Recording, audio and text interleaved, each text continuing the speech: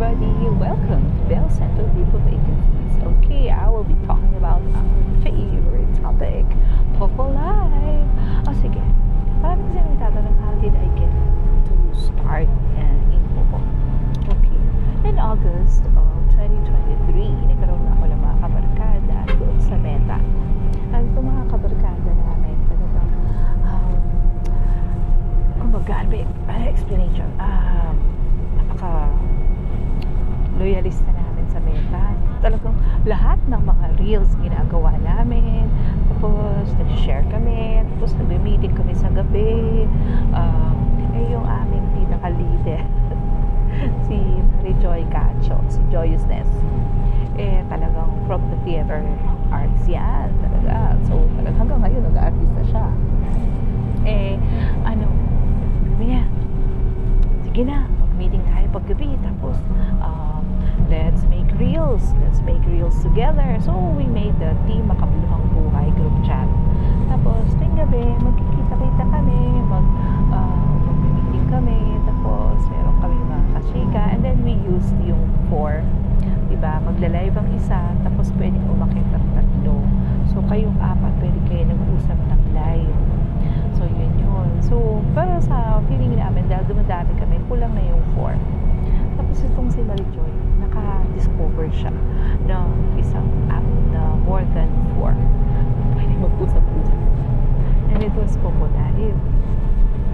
So, banda mga August, tapos mga September, banda mga last week or third week of September, sabi ni Marijoy, hindi tayo kumikita dito sa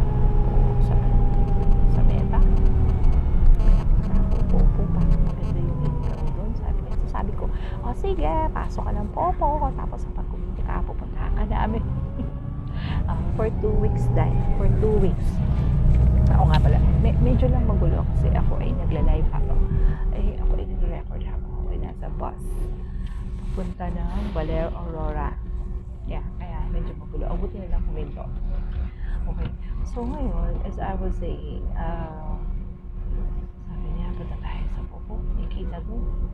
Sabi ko, after 2 weeks, may nakikita ako ng dollar sign na pinupost itong si Marijoy. Dollars ang kinikita niya na hindi pa namin kinikita doon sa kabila. Kasi nga, iwan ko, ano nangyayari doon. Meron ako mga $2.40, ganun, $2.30, 30 cents. Hindi ko ma-withdraw. Kasi kailangan noon $100 pag maka-withdraw doon sa kabila. Noong panahon na yun, hindi ko alam ngayon kasi hindi pa rin naman ako nakaka-withdraw doon hanggang ngayon. So, ang ginawa niya is pumunta siya doon. Tapos dahil meron na siyang kinikita, nainggit na kami. So, pumunta na rin kami. So, in-invite kami. Pinadala na kami ng link. And this is the first mistake na nangyari sa aming grupo na sana hindi na maging mistake na mga kasama natin. So, anong ginawa nitong Friendship Joy? Pinadala niya yung invitation link sa group chat namin. 4 kami sa group chat. So, yung una niya pinadalang link, una ako nag-click, tapos na-invite niya ako, under ako sa kanya, direct invite ako ni Marijoy. Tapos, si Cute, si Nelia, tsaka isa pa, si Inday. Even if kinlik nila yung direct invite link, hindi na sila naging under ni Marijoy kasi dapat pala kapag nag-send ka sa private messenger, 1 link, 1 person. So, dahil akong unang-unang nakaklik nung link, naging under ako kay Marijoy. Invite niya ako. Si Nelia, si Cute, si Inday, napunta sila kay Popo directly. So, ayun, never send your direct invite link to more than 1 person per private messenger. Okay? Lesson number 1. So, nakapasok na kami sa Popo. So, nung pumasok kami sa Popo, sabi ko, sige, tingnan natin anong gagawin natin. Itong si Marijoy, dahil nga 2 weeks na siyang nauna sa amin, alam na niya Popo. So, talagang nagpakahirap si Marijoy. Siya mag-isa, para siyang batang walang masilungan noon sa Popo kung saan-saan siya nagpupunta. Sabi niya, anong gagawin? Sabi ko, tapos sabi niya, okay, una mag-party live ka ha, tapos mag-solo live ka ha, o makinig ka dito sa party live ha, o makinig ka sa amin ha, tapos mag-solo live ka. E di syempre, ang dami yung dinidiscuss. Ito naman si Eng Eng na Bellstar. Sabi ko, oh, sige, maganda palang kita dito sa Popo kasi 10,000 is $1. 10,000 ping point is equal to $1. Shit! Sabi ko, gusto ko ng dollar. Sige, ginawa ko. Nag-solo live ako habang nanonood na Netflix. Tapos dahil boring yung pinanood ko Netflix, nakatulog ako. Eh di nakapikit ako. Tapos nakapikit ako. Siguro matagal siguro yun. More than 3 minutes, 5 minutes. Hindi ko alam. Si Popo, napansin niya, natutulog ako. Tapos nawala yung aking live. Kinabukasan, nung binuksan ko yung Popo ko, instead of 10,000 per hourly rate ko, naging 1,000 na lang yung hourly rate ko. Second mistake. So, kailangan pala, kung magsa-solo live ka, kailangan, alam mo, yung mga bawal sa Popo para hindi mo nagawin yung mga bawal sa Popo. Kasi sinabihan na din naman ako ni Marijoy, huwag kang matutulog, huwag kang pipikit. Kaya lang, syempre, dahil atat ka, di ba? Gusto mag-solo live agad. Sabi ko, wow, okay naman pala sa Popo, kikita ka ng dollar.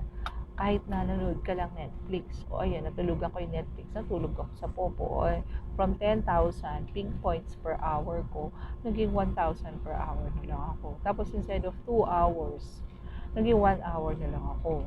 Diba? So, lesson number 3, kailangan alamin mo yung iyong hourly rate. Saan mo makikita yung hourly rate mo? Makikita mo yung hourly rate mo dun sa iyong Popo dashboard. Yung dashboard ng Popo, maganda. Bawat movement mo dito may pera. Bawat movement mo nabibilang, may oras. Okay? So, mamaya ako discussion ngayon. Story time na muna. So, ayun na. So, natuto na kami. Nagtulong-tulong na kami. So, nalaman namin na dito sa Popo, pwede kang kumita ng dollar. Pero, kailangan tulungan. So, sabi namin, bakit kaya yung mga taong iba, sama-sama sila, bakit kaya yung mga tao, meron silang pare-parehong mga picture, yung pala uniform yun. Eh, lahat kami, wala naman kami agency. So, wala kami agency noon. Ako, si Joyce, si Nelia, marami nang invite kami. So, marami ako in-invite. Pina-under ko sila kay si Joy. So, sabi ko si Joy, pasok tayo dito. Punta tayo kay si Joy, pero wala pa yung agency. Pagdating ng okay, sabi ko kay si Joy after 2 weeks, si Joy, since marami na tayo, pwede ka nang gumawa ng agency, susuportahan ka naman namin. Naku, sabi niya, ikaw na lang din. Eh, hindi ako. Dapat ikaw, kasi ikaw unang nauna dito sa Popo. Dapat ikaw ang mother agent namin. So, gumawa siya ng agency niya. Ang pangalan is Joyousness Agency. Tapos yung Joyousness Agency, marami-rami kami, dumadami na kami, naging mga 40 kami, ganun, marami na pumasok. So, pagdating ng mga November 12, sabi ni Sisi Joy sa akin, Ben, magaling ka na, marami ka na mga invite, pwede ka na maging agent. Tapos sabi ko, Sisi Joy, ayoko naman, bakit mo ako pinapalis, ayaw mo na sa akin? Ay, hindi, sabi niya, kasi maganda ang kita dito kung agent ka. Kaya marami ka naman i-invite, tsaka madaldal ka naman. Pwede ka maging agent, maging sub-agent ka sa akin. So ako, ang pinakaunang sub-agent ni Sisi Joy. That was November 12, 2023. November 12, 2023, pinadalhan ako ng 10 tauhan ni Sisi Joy. Yung mga 10 na yan, hanggang ngayon, yung iba na sa akin pa. Yung iba nag-inactive na, yung iba gumawa na sarili nilang separate na sub-agency out of Bell Central. Pero yung 10 na yon, yan ang mga unang nanalig sa akin. At pagdating na January 10, 2024, in-invite ko na si Lady Tech, si Elibet na lagi kong ka-reels doon sa Meta. Gagawa siya ng sayaw, tapos sasayaw din ako. Kaming dalawa, nagre-remix kami. So, nag-jive talaga kami ni Elibet. I think waray si Elibet. So, talaga, ang daldal niya, ang daldal ko. So, sabi ko, Elibet, January 10, i-launch na kita bilang sub-agent ko. At siya, dahil siya ay lady technician, ang pangalan ng kanyang agency ay Lady Tech Agency. Siya pinakauna kong agency, Lady Tech. So, that was January 10, 2024. So, syempre, nalaman namin, Joy kasi, ang ginawa niya, hindi siya masyado nagkakanta. So, napansin namin, dito kasi sa hosting, kailangan meron kang niche. Diba? Niche mo, yung iba kumakanta. yung iba sumasayaw, yung iba halos bold na, pero alam naman natin bawal yun sa popo, di ba? So, naging niche namin nila si Joy ay kami ay tutorial agency kami. Nung una, tutorial agency lang. Hindi namin tinuturo ang mga games, hindi kami nakikipag-gamble, mabagal yung growth namin. And then, we realized na dapat maging tutorial and gaming agency kami. So, as a tutorial agency, pina-jumpstart namin ang movement at wealth level ng aming mga host. Kaya lang, pagdating sa level 4, level 5, kailangan yung host maging magaling na on his own, on her own. Matuto na siyang maglaro, matuto siyang maglaro ng mga games, matuto siyang pumwesto, strategize, paano kumita ng coins dito sa Popo. Kung kaya, ayun ang ginawa namin is tutorial and gaming agency na ang Bell Central Group of Agencies.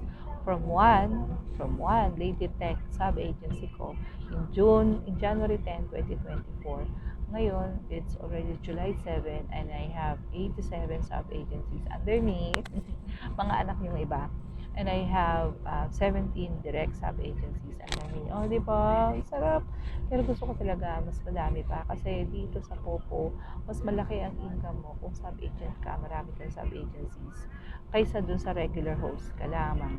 Pero yung ibang regular host, mas malaki din ang income nila because, well, yung iba kasi talagang sila, influencer, malaki na agad ang clout nila. So, pinupuntahan sila, binibigyan sila ng gift, kumikita sila doon.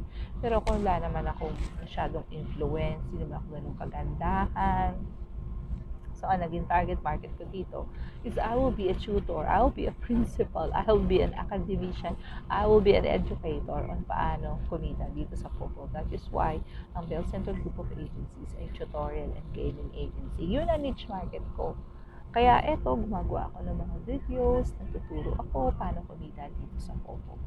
Kung makita niyo man po itong video ko ito, at gusto niyo pong matuto paano kumita dito sa Popo, kung ikaw ay newbie at hindi mo alam kung anong gagawin mo dito sa Popo ay mag-sign up ka sa amin. Sign up now. Bell Central 120-71794 at tuturuan kitang maging unang host sa Bell Central. Tapos gagawin kitang team leader, gagawin kitang promoter worker, gagawin kitang sub-agent in waiting, and finally gagawin kitang sub-agent. O ayan, yan ang flow dito sa ating sub-agency ng Bell Central.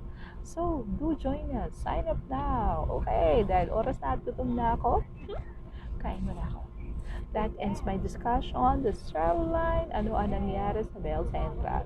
Okay, do join us now. Bye!